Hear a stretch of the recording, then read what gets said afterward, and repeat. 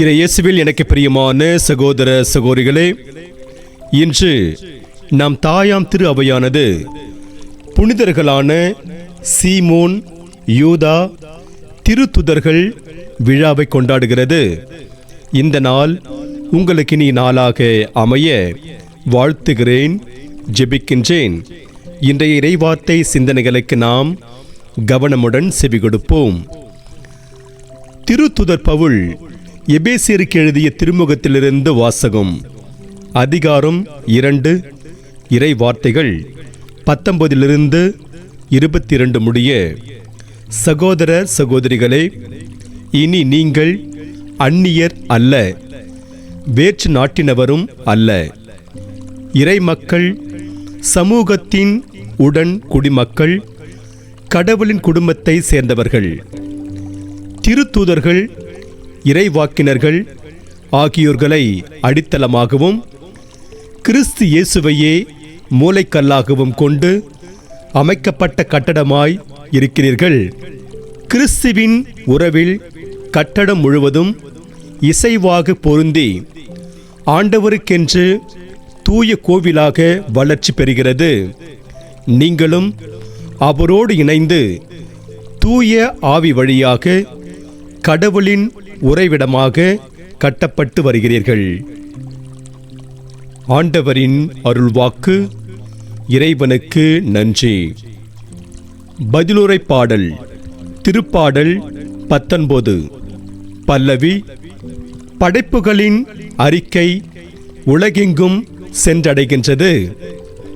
படைப்புகளின் அறிக்கை உலகெங்கும் சென்றடைகின்றது.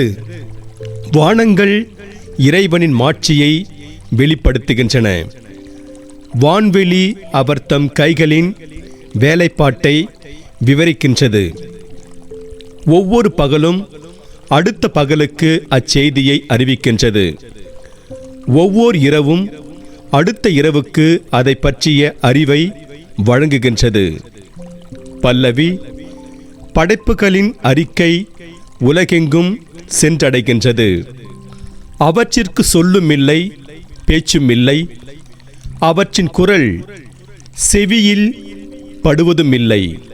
ஆயினும் அவற்றின் அறிக்கை உலகெங்கும் சென்றடைகின்றன. அவை கூறும் செய்தி உலகின் கடை எல்லை வரை எட்டுகின்றது.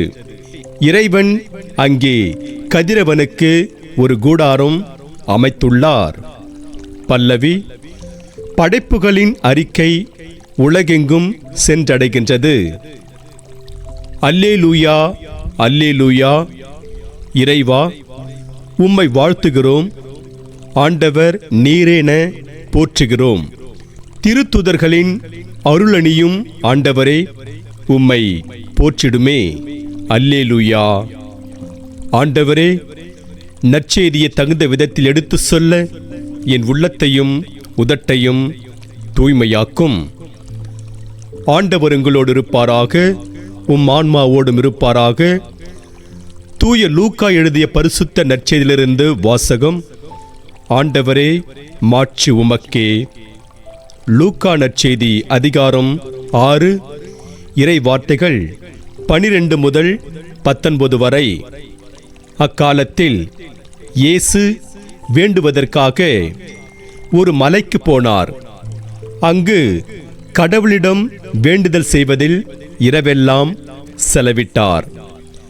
விடிந்ததும் அவர் தம் சீடர்களை தம்மிடம் கூப்பிட்டு அவர்களுள் 12 தேர்ந்தெடுத்து அவர்களுக்கு திருத்துதர் என்று பெயரிட்டார்.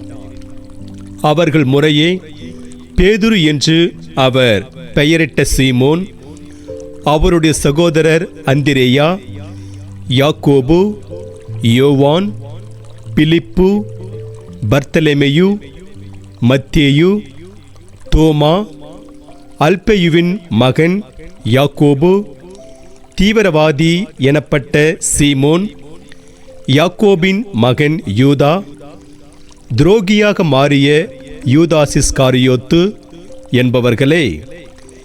இயேசு அவர்களுடன் இறங்கி வந்து சமவெளியான ஓரிடத்தில் நின்றார். பெருந்திரளான அவருடைய சீடர்களும் யூதேயா முழுவதிலிருந்தும் எருசலேமிலிருந்தும் தீர் சீதோன் கடற்கரை பகுதியிலிருந்தும் வந்த பெருந்திரளான மக்களும் அங்கே இருந்தார்கள். அவர் சொல்வது கேட்கவும் தங்கள் பிணிகள் நீங்கி நலமடையவும் அவர்கள் வந்திருந்தார்கள். தீய ஆவிகளால் தொல்லைக்கு உள்ளானவர்கள் குணமானார்கள். அவரிடமிருந்து வல்லமை வெளிப்பட்டு அனைவர் பிணியையும் போக்கியதால் அங்கு திரண்டிருந்த மக்கள் யாவரும் அவரை தொட முயன்றனர். ஆண்டவரின் அருள்வாக்கு. கிறிஸ்துவே உமக்கு புகழ். நற்செய்தி வாக்கினால் என்னுடைய பாவங்கள் அகல்வதாக. ஆமென். நீங்கள் திருத்துதர்கள் இறைவாக்கினர்கள் ஆகியோர்களை அடித்தளமாகவும் கிறிஸ்து இயேசுவையே மூலைக்கல்லாகவும் கொண்டு அமைக்கப்பட்ட கட்டடமாயிருக்கிறீர்கள் என்று தூய பவுல் எபேசியருக்கு எழுதிய கடிதத்தில் 2ஆம் அதிகாரம் 20 கூறுகிறார். இறையேசுவில் பிரியமான சகோதர சகோதரிகளே, இன்று திருச்சபையானது தூய சீமோன் மற்றும் யூதா ததேயு ஆகியோரின் விழாவை கொண்டாடி மகிழ்கிறது. இவர்களது விழாவை கொண்டாடும் இந்த நல்ல நாளில் இவர்களின் வாழ்வும் பணியும் நமக்கு என்ன செய்தியை தருகிறது என்பதை சிந்தித்து பார்த்து நிறைவு செய்வோம். முதலாவதாக, திருத்துதர் தீவிரவாதியான சீமோனை குறித்து சிந்தித்து பார்ப்போம். விவிலியத்தில் இவரை பற்றி செய்தி திருத்துதர்கள் அட்டவணையை தவிர்த்து வேறு எங்கும் காண கிடைக்கவில்லை. தூய மார்க்கு மற்றும் தூய மத்திய நற்செய்தி நூல்களில் இவர் கனானியன் எனவும், லூக்கா நற்செய்தியில் தீவிரவாதி எனப்பட்ட சீமோன் எனவும் அழைக்கப்படுகின்றார். இயேசு வாழ்ந்த காலத்தில் யூதர்களை ஆண்டு வந்த ரோமானியர்களுக்கு எதிரான கலகம் அவ்வப்போது வெடித்துக்கொண்டு இருந்தது. இப்படி கலகம் செய்தவர்களை ரோமானியர்கள் தீவிரவாதிகள் என்று அழைத்தார்கள். இந்த தீவிரவாதிகள் தங்களை ஆண்டு வந்த ரோமானியர்களின் அதிகாரத்தை முறியடித்து யூதர்களின் ஆட்சியை நிலைநிறுத்த பார்த்தார்கள். அதோடு மட்டுமல்லாமல் ரோமானியர்களின் கைக்கூலிகளாக செயல்பட்ட ஒரு சில யூதர்களுக்கு எதிராகவும் இவர்கள் கிளர்ந்தெழுந்தார்கள். ஆனால் இத்தகைய தீவிரவாதிகள் ரோமானியர்களால் அழித்தொழிக்கப்பட்டார்கள் என்பதே உண்மை. இயேசு ரோமானியர்களின் அதிகாரத்தை முறியடித்து யூதர்களுக்கு விடுதலையை பெற்றுத்தருவார் என்ற நம்பிக்கையில்தான் தீவிரவாதியான சீமோன் இயேசுவின் குழுவில் சேர்ந்தார். ஆனால் இயேசு நாட்டிற்காக தன்னுடைய உயிரை தர நினைத்த சீமோனை நற்செய்திக்காக தன்னுடைய இன்னுயிரை தர செய்கிறார்.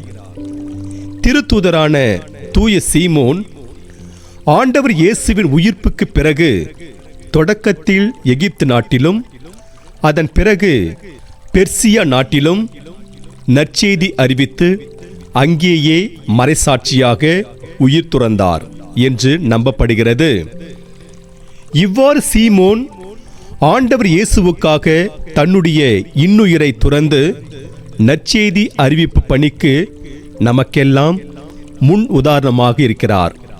திருத்தூதரான தூய சீமோனை குறித்து சிந்தித்து பார்த்த நாம் இப்போது திருத்தூதரான தூய யூதா ததேயுவை பற்றி சிந்தித்து பார்ப்போம். நற்செய்தி நூல்களின் தொடக்கத்தில் யூதா என்று அழைக்கப்படுகின்ற இவர் பிறகு ஆண்டவர் இயேசுவை காட்டிக் கொடுத்த யூதாஸ் ஸ்காரியோத்திடமிருந்து வேறுபடுத்தி காட்டுவதற்காக யூதா ததேயு என அழைக்கப்படுகின்றார். இதை லூக்கா நற்செய்தியில் 6ஆம் அதிகாரம் 18 பார்க்கிறோம். ததேயு என்றால் துணிவு என்று பொருள். விவிலியத்தில் இவரை குறித்தும் போதிய ஆதாரங்கள் கிடையாது. ஆண்டவர் இயேசுவின் இறுதி ராவணுவின் போது இவர் பேசிய ஆண்டவரே, நீர் உம்மை உலகிற்கு வெளிப்படுத்தாமல் எங்களுக்கு வெளிப்படுத்தப் போவதாக சொல்கிறீரே, ஏன் என்று தூய யோவான் நற்செய்தியில் 14ஆம் அதிகாரம் 22 பார்க்கிறோம். இவர் பேசிய ஒரே ஒரு வாக்கியமாக இது இருக்கிறது. ஆண்டவர் இயேசுவின் உயிர்ப்புக்கு பிறகு இவர் பெர்சியா நாட்டிற்கு சென்று அங்கு நற்செய்தியை அறிவிக்கின்ற போது தீவிரவாதியான தூய சீமோனோடு கிபி 65ஆம் ஆண்டு கொல்லப்பட்டார் என்று திருச்சபை மரபு நமக்கு எடுத்து கூறுகிறது.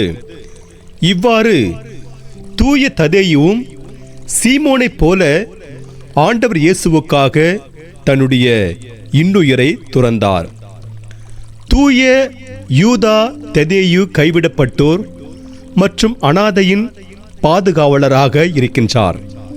இவர் இந்த மண்ணுலகில் வாழ்ந்தபோது கைவிடப்பட்டோர் மற்றும் அனாதைகளின் மீது அதிகமான அக்கறை கொண்டு வாழ்ந்திருக்க வேண்டும். அதனால்தான் அவர் அம்மக்களுக்கு எல்லாம் பாதுகாவலராக இருக்கின்றார். இன்றைக்கு நாம் கைவிடப்பட்டோர் மீதும் அனாதைகளின் மீதும் அதிகமான அன்பும் அக்கறையும் கொண்டு வாழ்கிறோமா என சிந்தித்து பார்க்க வேண்டும். இறுதி தீர்ப்பின் போது இயேசு, நான் அந்நியனாய் இருந்தேன், என்னை ஏற்றுக்கொண்டாயா என்றுதான் கேட்கிறார். ஆகவே நாம் இப்படிப்பட்ட மக்கள் மீது அன்பும் அக்கறையும் கொண்டு வாழ்வோம். 1969ஆம் ஆண்டு ஜூன் மாதம் 20ஆம் தேதி முதல் மனிதன் நிலவில் காலடி வைத்தான். அன்றைய தினத்தில் அன்னை தெரேசா வாழ்ந்து வந்த நிர்மல் இல்லத்தில் ஒரு பேச்சு வந்தது. அதாவது, அன்னையே, உங்களால் நிலவில் சென்று பணி செய்ய முடியுமா என்று ஒரு சகோதரி அன்னையை பார்த்து கேட்டார். அதற்கு அன்னை தெரேசா, அவர்கள் ஒருவேளை ஏழைகளும் அனாதைகளும் கைவிடப்பட்ட மக்களும் நிலவில் வாழ்ந்தால் அங்கே நான் பணி செய்வேன் என்றார். என்ன ஓர் அழுத்தமான பதில்! அன்னை எப்போதும் ஏழை அனாதைகளை பற்றிதான் கவலைப்பட்டார். அதனால்தான் அவரால் இப்படி பதிலளிக்க முடிந்தது. ஆகவே இறையேசுவில் பிரியமான சகோதர சகோதரிகளே, தூய சீமோன், தூய யூதா ததேயு ஆகியோரின் விழாவை கொண்டாடும் நாம் அவர்களைப் போல நாமும் நற்செய்தி அறிவிப்பதிலும் ஏழை எளியவர் மீது அக்கறை கொண்டு வாழ்வதில் கருத்தாயிருப்போம். அதன் வழியாக இறையருளை நிறைவாக பெறுவோம். இறைவன் உங்களையும் உங்கள் குடும்பங்களையும் நிறைவாக ஆசீர்வதித்து பாதுகாப்பாராக. ஆமென்.